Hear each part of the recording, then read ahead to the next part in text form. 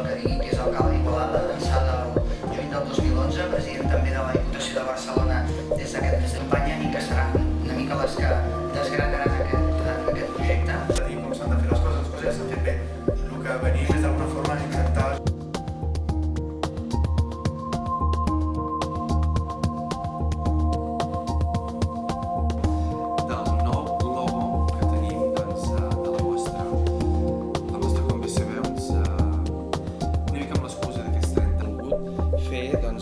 de manera bastant transparent i bastant diàfana, però la idea seria que també funcionés com a gràfica, potser en blanc i negre. Molt bé.